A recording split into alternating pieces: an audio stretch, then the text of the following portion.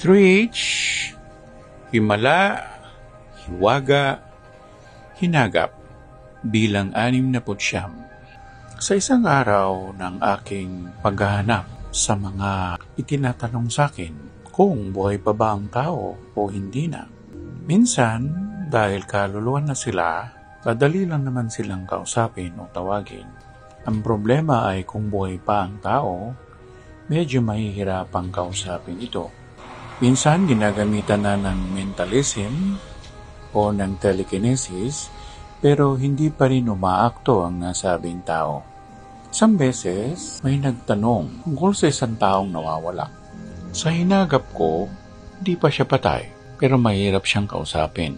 Kahit na pala sa personal, mahirap din kausap itong tao na to.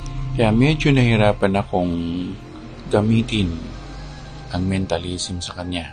Kasi mataas ang kanyang espiritualidad o meron din siyang ginagamit para kontrahin. Sinabi ko dun sa kamag-anak nila, hindi naman sila nagpumilit para kausapin nga itong taong nawawala na ito. Ang ginawa ko na lang, kinonjure ko siya na pumalik ka sa pinanggalingan mo o umuwi ka na. Kung sa bagay, wala naman akong kakayahan para malaman ang nangyari sa physical. Kasi hindi na bumalik yung tao sa akin. Pero sa ganong sitwasyon, ginagawa ko pa rin ang dapat kong gawin.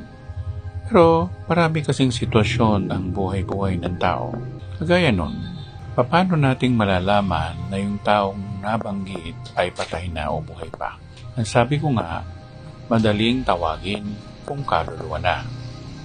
Pero yung kaluluwa na nasa loob ng pisikal na katawan, mahihirapan tayo.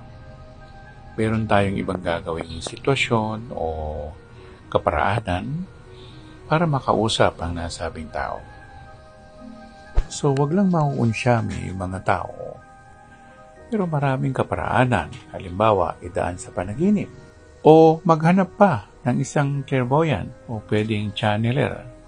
Sa pagkakaintindi ko, yung mga ganing tao ay 1 in a million. Hindi mo pwedeng sabihin sa mga espiritu o kaluluwa na sapian ng tao. Yun ay natural na nangyayari.